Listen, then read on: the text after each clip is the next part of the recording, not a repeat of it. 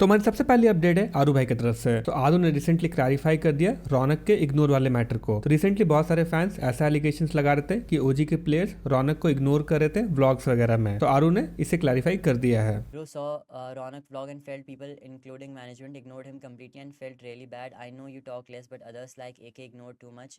Ronak is 3 times champion and humble.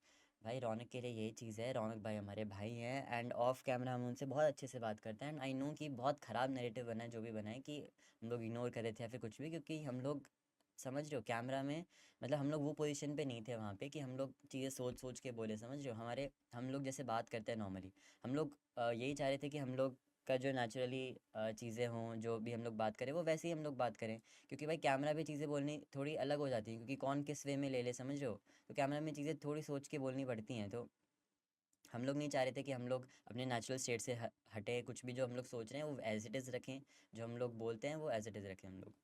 अपनी next update भी आरू भाई की तरफ से है। तो आरू ने अपने रिसेंट स्ट्रीम में रिवील किया कि स्काउट ने आरू को कॉल किया था during the PMGC matches and उनका ये कॉल ओजी को बहुत हेल्प किया उनको मेंटली स्टेबल रखने के लिए।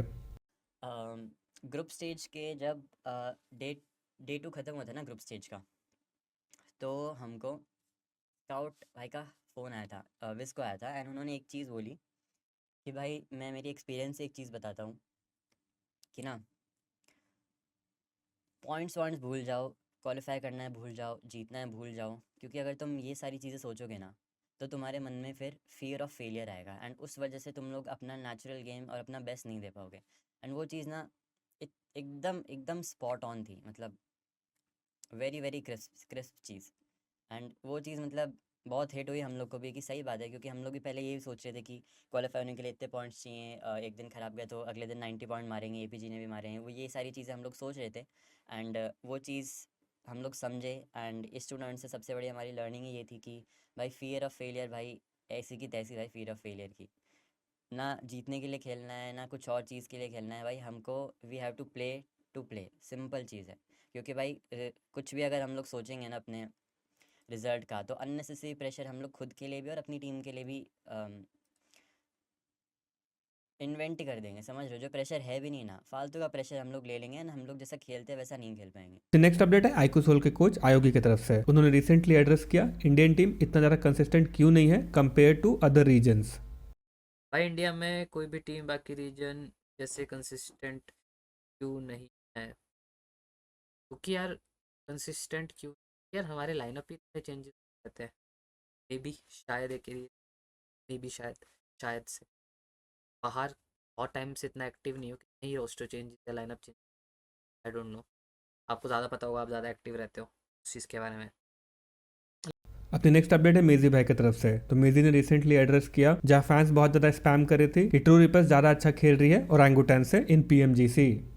This clearly looks a tier of a OG in terms of preparation, gunfights and team coordination. They can do it for India. Aditya भाई ये कंपैरिजन वाला जो चीज़ है ना, आई गेस कि आपको अवॉइड करना चाहिए।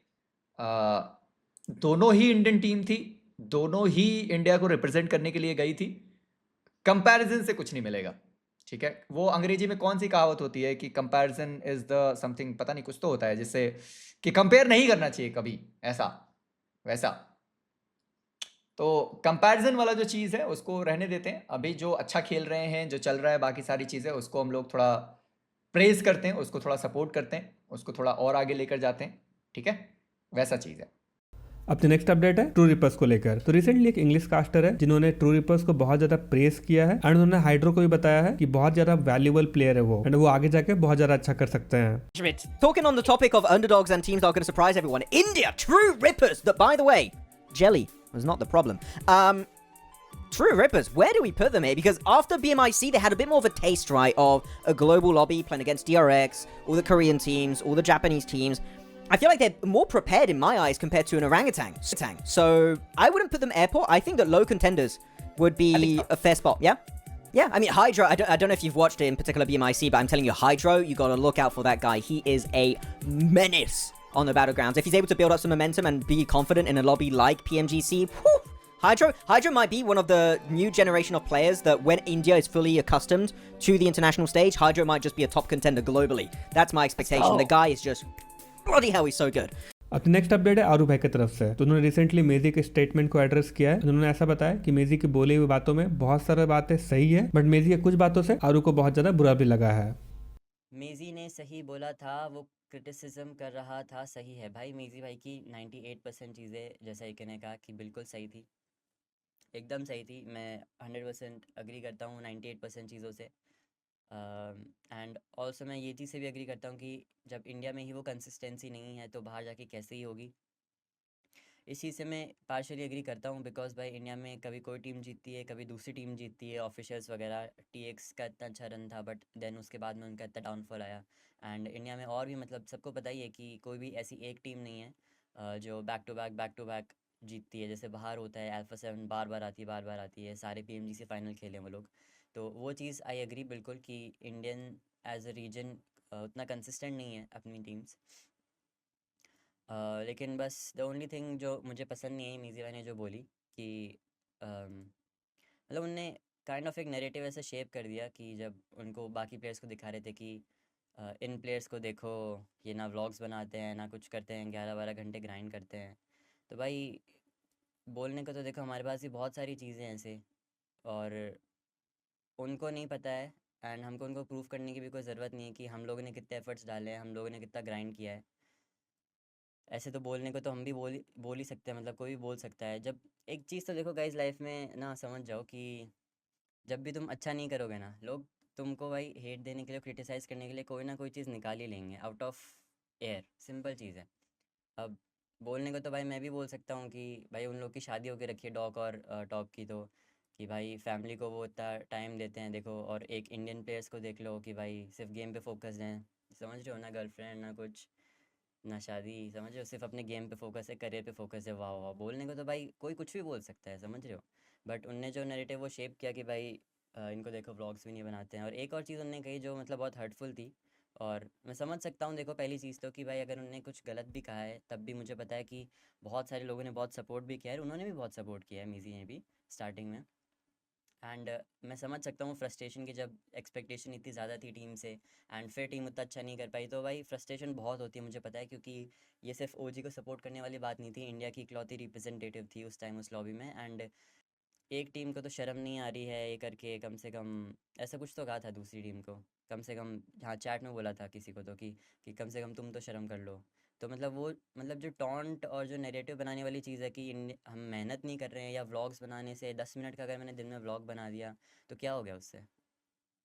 जो मैं और मेहनत करता हूँ रात रात को भाई जग के मैप सीन्स वगैरह देखता हूँ, वो चीज़ उनको नहीं दिखती है। बट ठीक है, मेरे कोई मतलब दिल में ऐसे कोई हार्ड फीलिंग्स नहीं है उनके अगेंस्ट। बस मैं, क्योंकि मैं समझ सकता हूँ कि भाई कितना फ्रस्ट्रेटिंग होता है वहाँ पे बैठना। एंड जब उन्हें सपोर्ट किया, उनकी बात भी सही थी कि जब 2-3 दिन से, 3-4 दिन से उन्होंने स्ट्रीम पे सपोर्ट किया इतना, तब तो किसी ने नहीं बोला। ठीक है, समझ सकता हूँ मैं, जब ख़राब खेलती है टीम तो क्रिटिसिज्म ऑब्वियसली होता ही है। तो ऐसे कुछ हार्ड फीलिंग्स नहीं है, बस वही है, मैंने बता दिया मुझे जो चीज़ ख़राब लगी। अपने नेक्स्ट अपडेट है गॉडल वर्सेस एसिड 12 को लेकर। तो रिसेंटली रेडबुल के सोलो लेजेंड्स लैन में दोनों ही टीम के बीच एक ट्रैश टॉक देखने को मिला, kind of fun and banter. हाँ, प्लेयर ने बोला, अमन ने बोला कि डर तो बिल्कुल है ही नहीं, सामने आपको देखकर बोला है। हाँ, तो हमें भी डर नहीं है, क्रॉन्टन भाई साथ हैं और हम लोग की स्ट्रैटेजीज तैयार है। मैं तो रेगुलर खेलता हूँ, ठीक है, कानपुर से है, डरेंगे तो कैसे चलेगा। वहाँ की टीम को डराने के लिए क्या कुछ तो सोचा होगा, कुछ तो प्रैक्टिस किया होगा। नहीं, मतलब उनको डराने की ज़रूरत नहीं है, वो पहले से ही डरे हुए थे, उन्होंने वार्म अप वगैरह कुछ नहीं किया, तो कोई टेंशन नहीं है, हम बहुत चिल है, कर लेंगे। एक बार तो आई गेस मैंने उनके एक मेंबर को हरा ही रखा है, सो आई टेक माई चांसेस। डर नहीं है, उनको कॉन्फिडेंस है क्रॉन्टन भाई पे। आपका क्या जवाब है? तो यार हमारे जोकर भाई अकेले काफ़ी है। That's all for this video. Channel subscribe कर देना। Bye bye.